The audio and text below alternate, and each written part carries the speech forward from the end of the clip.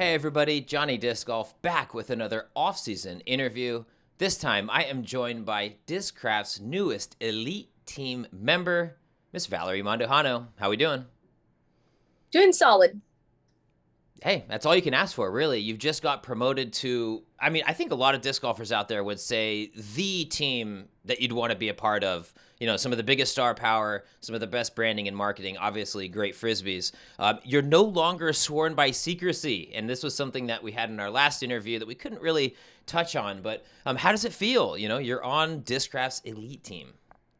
It feels good. It feels like weight has been lifted off my shoulders because I don't have to oh, what if this person sees me throwing this disc, or what if this person says that, or I've been waiting a long time, what feels like a long time, which probably has been a month, to wear anything Discraft or even tell my friends about it, just because they're so wrapped up into the community. I don't want them to slip and then somebody say something. So it feels good, and it feels like a lot of my hard work has been paid off being able to join Discraft.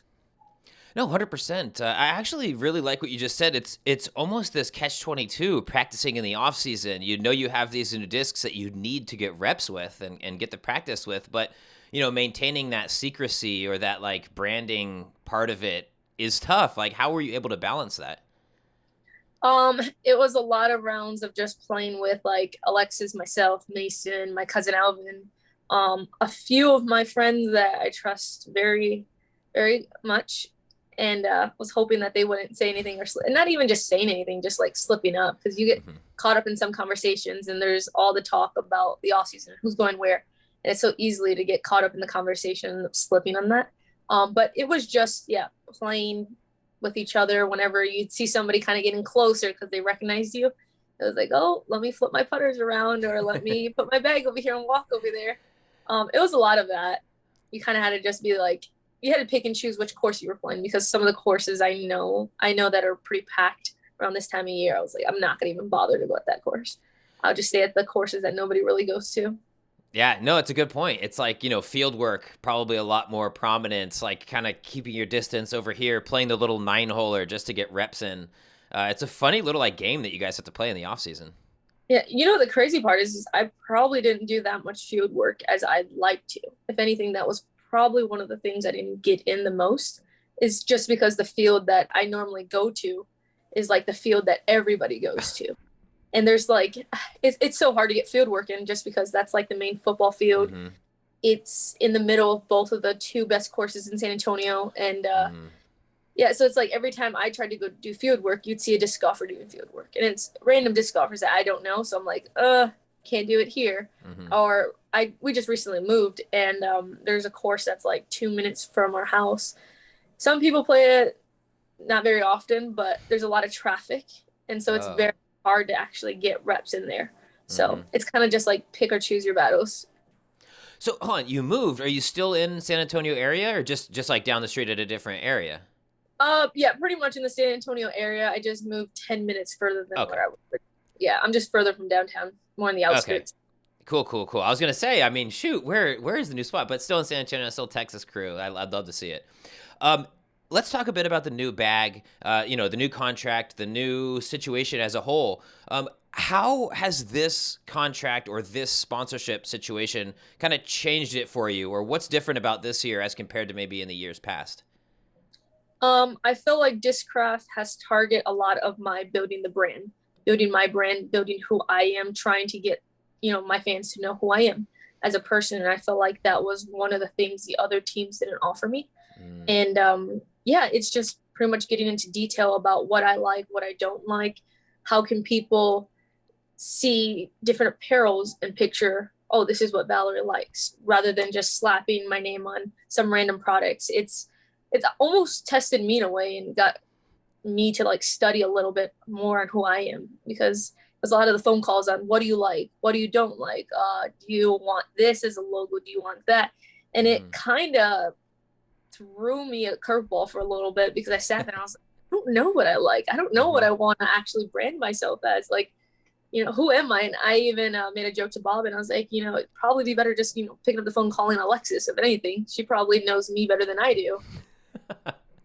No, that's very true. It's funny. It's it really is a personal branding. Disc golf, there's no team, or there's a team, but it's not like you're playing for the Padres, it's like my home team, or playing for the Spurs. You're playing Mhm. for yourself, and it's interesting to see a lot of the new contracts nowadays focusing on what these companies can do to build players' personal brands. Because I would imagine, companies wanting the personal brands to be bigger helps them. It's this great little symbiotic relationship that's starting to happen with a lot of the players.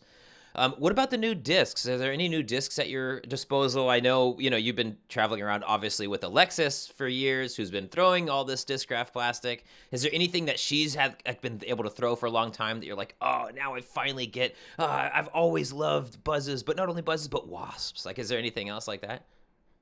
Honestly, if I'm being honest, I can't say that there was ever a moment that I was like, oh, I wish I could throw that, or I wish I could throw this, because I never really tested her stuff. I never threw Mm. anything in her bag. She would always, give me this to try, like a Hades. She was like, hey, try this when we're doing food work and see how it flies for you. But I never really like studied it. I never was like, oh, that's a perfect disc. That would be perfect for my bag. I think more or less it was always Mason that was like, if you would ever throw this disc, you would throw it far. Or if you would ever throw that disc, you would love it. But there is some molds that I found myself getting attached to, or I realized like, oh, I could probably throw this a little further than this disc. Or Mm. for an example, the Scorch. Mm-hmm. It it took me by surprise. I never really threw it, and I knew it was Alexis's Tour Series disc, and she would always talk about how she loved it. But up until I started throwing it, I was like, wow, it's a good disc. Like Yeah. it's almost like a hybrid. It's like a high speed, Mm-hmm. but it's like that fairway. It's flippy, which I really love flippy discs. So I was like, Mm-hmm. this is perfect for me. I don't have to throw my arm out, trying to throw this disc. It's one of those finesse, or just throw it pretty soft, and you could just get it to stand up and come back, which I personally really enjoy. Those, and then the Zeus's when I do want to throw my arm out. When I try, I want to try to throw my arm out a little bit, try to practice the distance side of it. Uh-huh. I really enjoy throwing beat-in Zeus's. Yeah. No, I actually really love that you said the Scorch too. It kind of reminds me of like that getaway type disc that Mason I know really liked. I think you threw it a little bit too. That easy to control, like, 9, 10 speed kind of range disc. I actually haven't thrown a Scorch a bunch, but I've actually been looking forward to it. I didn't realize it was Alexis's disc. I'm going to have to pick one up. That's kind of sneaky. Yeah, it's crazy because I haven't thrown her run, at least Mm. last year's run. Yeah, I'm really curious to see how it flies. She only got a small batch, and she pretty much gave them away the start of last Yeah. year, and so I'm not able to get my hands on one right now. So I'm just throwing stocked. But I hear hers is a little more stable, so I'm curious to try that one. Okay, interesting. It seems like that's the trend with a lot of the pros, the discs, like they're the stable version of that disc. Yeah, right. Yeah. So what happens specifically with the RV? Okay, that's my big question because it had all these logos on it from you guys, had all the, DD all over it, Discraft all over it. Mason switched to Mint. You've switched to Discraft.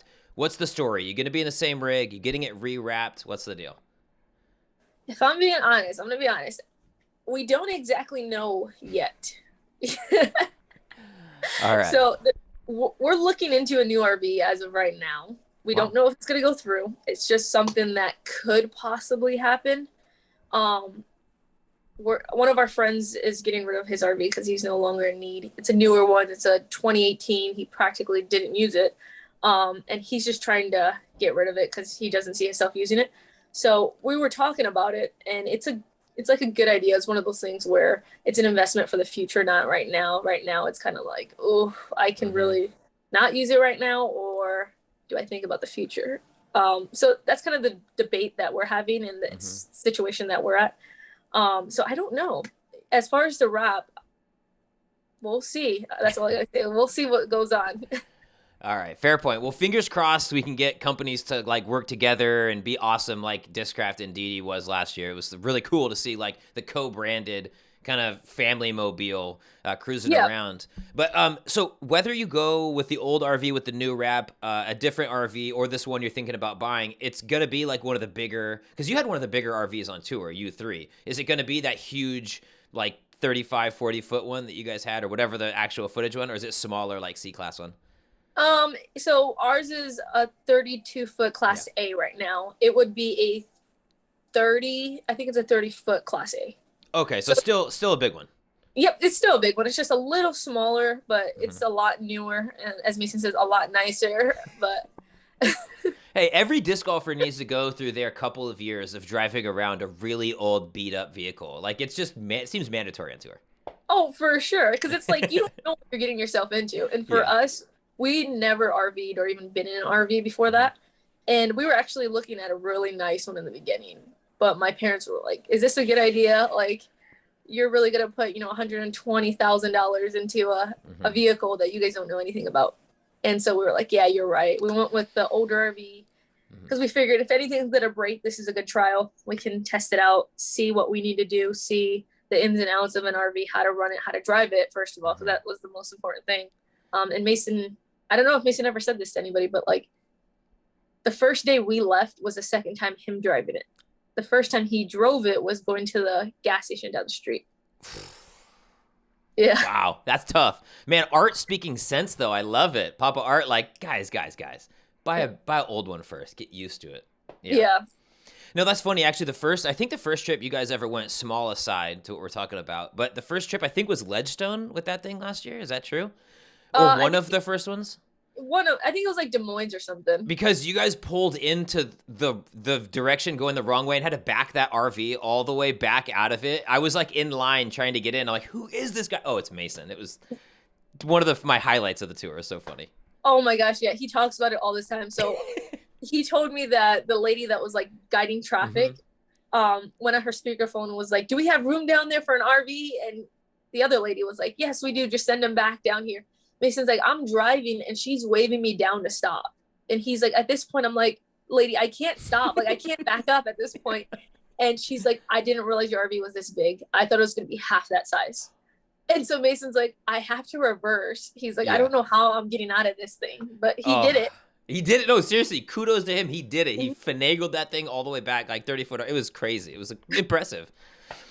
Um, Talk to me a little bit about the media week, or I actually don't know how long it was, the media session that you guys had down in Florida for the elite team announcement video. And I think you guys were, doing some other content, team building stuff about that. Talk to me about that experience, the crew. What was that all about? So that week alone was a pretty interesting week, if I would say. So the original plan was Bob wanted me out there from the 4th to the 14th. And I believe that those were the days, or it may have been the 4th to the 16th, something like that. So it was a pretty long time. I couldn't do that just because Mason's mint opening party was on the 6th, and we had some other family stuff going on around that time. So I asked him, I was like, what if I get there the 7th early morning, which meaning we'd have to leave on the 6th around like 5-ish, I think is when we left. So makes Mint's party. We're able to fly out at the same time. Day before, I roll my ankle. A or grade three ankle roll. Oh, that's tough. Yeah. Yeah. So I was out on the disc golf course, and one of our local courses, Live Oak Hillside. So if you guys ever played there, you guys know what I'm saying. It's very rocky. It's very South Texas. And hole 11, going from hole 11 to hole 12, it's like a huge slope walking down a hill. Mm. And there's a bunch of rocks. And I found myself kind of just like caught up in conversation and walking and talking. And I kind of just like put all my weight on my left foot, but like halfway on a rock. And it was one of those where I was like, already, my momentum was already forward. And I just rolled it. And I remember feeling and hearing a pop and immediate pain. And I was like, I just laid there. And Oh. I personally thought I broke it. I was just laying there crying. A little dramatic, Alexis says, but she didn't feel the pain I felt. And I just remember her grabbing my leg and just holding it. And I was like, is it broken? And she's like, I mean, it doesn't look broken. And I was like, I was just there crying. And then my cousin and Mason were like, oh, do you want us to call the ambulance? I'm like, let's not be that dramatic. I was like, is it broken? And that's all I remember saying is it broken? And they were like, no, but let's just get your shoe off. So Mason had to carry me to the car. I'm texting Bob and I'm like, I think I just messed up my ankle. Like, am I still going to be able to, or do I still have to go? And Bob was like, do you think you can walk on it? And I was like, honestly, at this point, I don't know. So I went home. I told my mom, I cried to my mom and I told her that I messed up my ankle. And so I was laying there on the sofa for about an hour and I was icing it. And I was like, okay, maybe it's not too bad, but I just felt the pain. The pain is what scared me the most because I've rolled my ankle, but nothing like major or severe or anything like that. So I was like, oh, I feel all this pain and pressure. And like, for me to say pain and pressure, I grew up with two older brothers that we'd wrestle and, they wanted to toughen us up. So I consider myself tough somewhat. So when I felt that pain, I was like, oh Lord, I was like, what's going to happen? And so I sat there, I seen it. My mom was like, I think you need to go to the doctor. I was like, no, I'll be fine. So I kind of just like shifted my weight and I went and sat up on the sofa, but I just laid my 2 feet on the floor. I didn't even press against like the floor with my feet. I just laid them there. And immediately my ankle just started swelling up. And it was like a golf ball on the side of my ankle. And I was like, oh, this is not good. This is not good. And my dad was like, I rolled my ankle many times. I think you just need to walk on it and pop it back into place. And I was like, Art, come on. yeah, I was like, no, that is not happening. And my mom's like, no, don't tell her that. And so me, Mason, my mom went to the hospital. Luckily, thank God, I didn't break it. And it was a very fast experience at the hospital because sometimes it can be like 4 hours. Oh yeah. So they basically just told me no playing for at least 4 weeks. Yeah, no walking on it for 2. Wow. Yeah.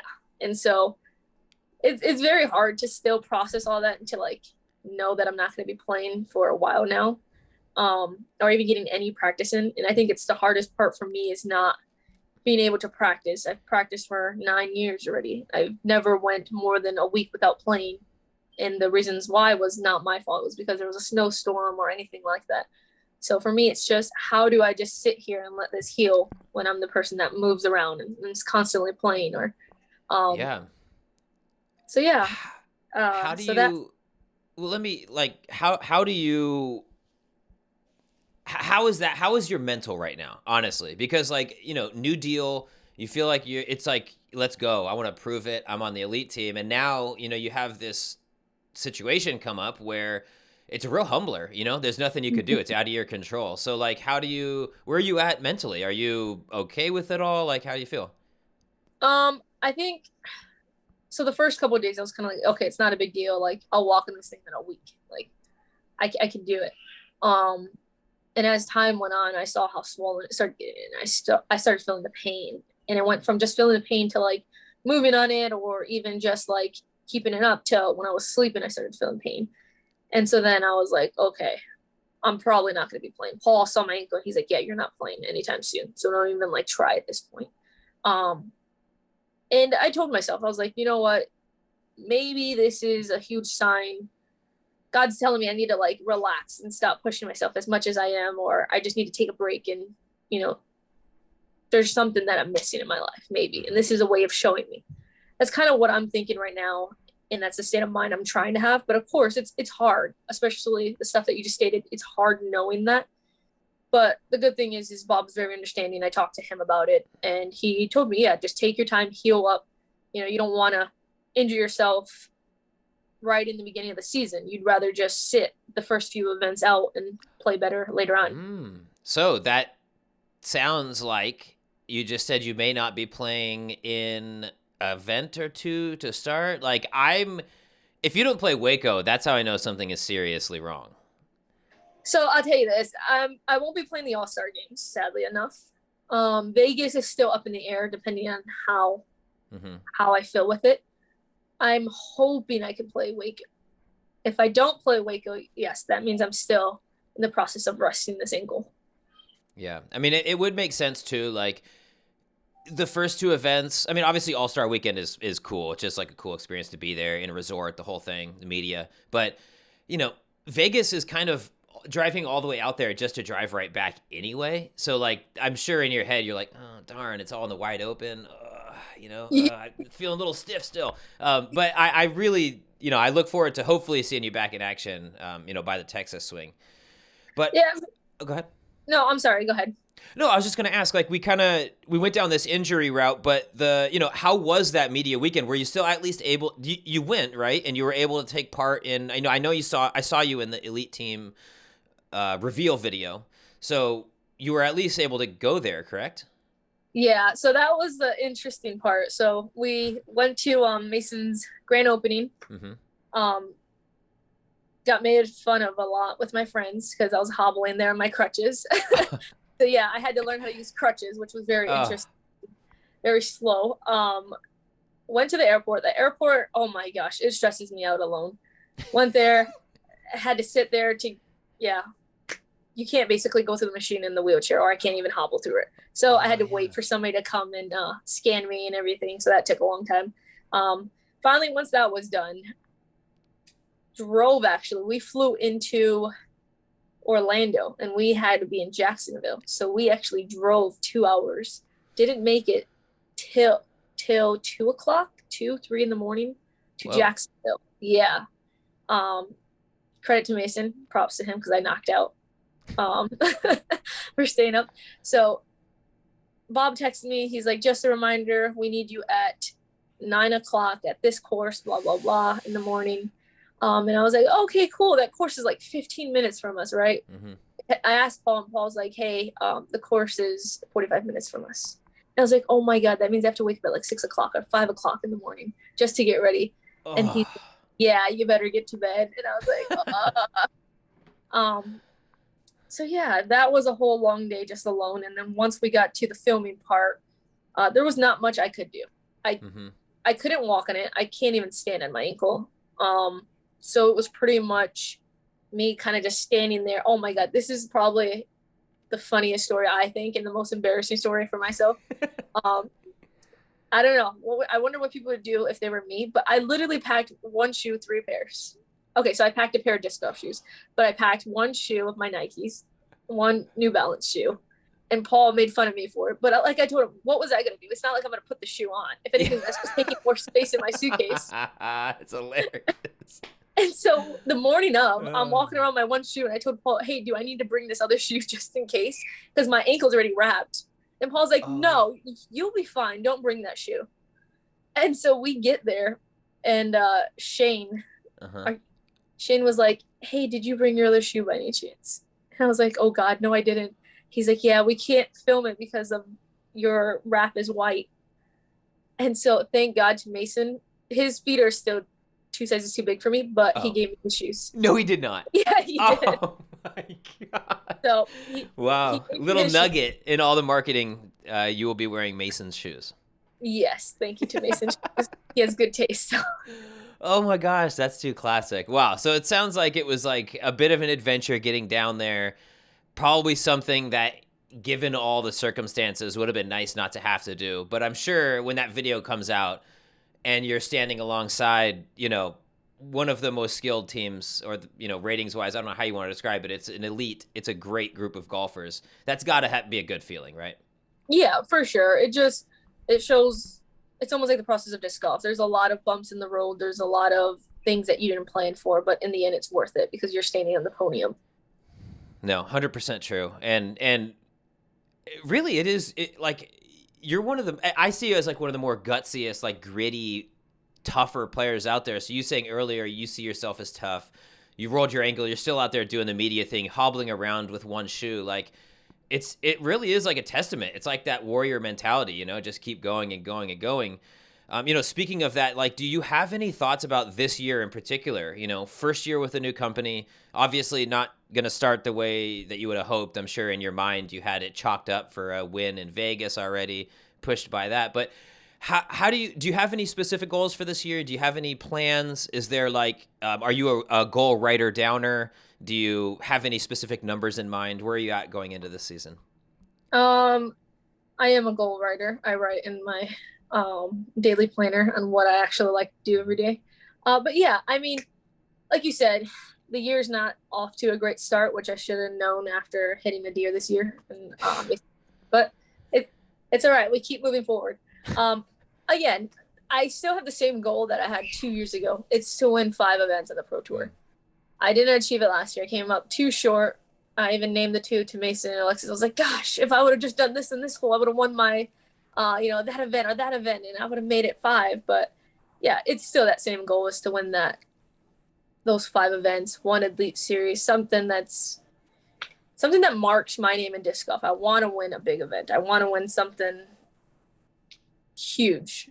I want to not only win that though, I want to like win, obviously worlds. Everyone's goal is to win worlds. So I want to win worlds just because, yeah, you pretty much mark your name in the Hall of Fame at that point. But I want to get my rating up. I feel like I'm not that player that focuses too much on their rating, but it's still a good number to look at and say, hey, I shot these many rounds to gain those points. So that's something I want. Yeah, I haven't put much thought into like the actual goals this off season because I feel like again, I can't make up too many goals because I haven't even hit that one goal is to get 5 points. So And it can seem like, from the macro all the way down to the micro, a lot of times disc golfers' goals are like, I want to birdie every hole I step up to, and I want to win every tournament I go to. That like in general, most players I talk to don't have these big picture. I want to win. You saying you want to win 5 events. It's like probably the only person I've ever heard actually put like a literal number on the amount of events that if they won they would feel satisfied with. So it is really intriguing. It's almost like I can't wait to talk to you and do one of these interviews after your 5th win of the same season. So we can go back and be like, woof. Because I know you're going to say, I want 5 more. I already know it. No, I want 6 more. Yeah, there you go. Exactly. Oh, man. No, it's too good. I appreciate your candor, though. I really do. We have done a few of these interviews, and I think it always is comfortable because, like, you're a very candid person and genuine. So I appreciate you taking the time to, explain all this, injury related, sponsorship related. It can be sensitive subject and material. So I appreciate you, taking the time to talk with me about it. That's pretty much all I have for this interview, though. I wanted to give you a chance to say anything, to the maybe legions of new fans now that you're with Team Discraft. Anything you want to say to the people out there on internet land? Yeah, I just want to say is a huge thank you for your guys' support and love. I know it's probably something you guys constantly hear, but it does mean a lot to us as players. We get to look back and see all the fans that we have. Mm-hmm. Yeah, and sentiment same for me too. It's being able to meet people on the road and have them thank me for something that I want to do. It's like that's awesome, right? That's a good feeling. Yeah, it's a huge feeling. It's like a bonus in life. It's like I'm Mm-hmm. doing something I love, but not only that, I have people supporting me and cheering me on for something that I love to do, which is amazing. Absolutely. Yeah, and I'm sure there's going to be tons of people supporting and cheering you all year long. You're so easy to root for. Good story, great person. So, again, that's all I have from this interview. For all of you at home, I do encourage you check out On Tour on Disc Golf Network. It's got a couple of segments about Valerie herself, going over her couple of wins this past year. But that is about all I have for this interview. If you would like coverage of all things disc golf, make sure to subscribe to my YouTube channel.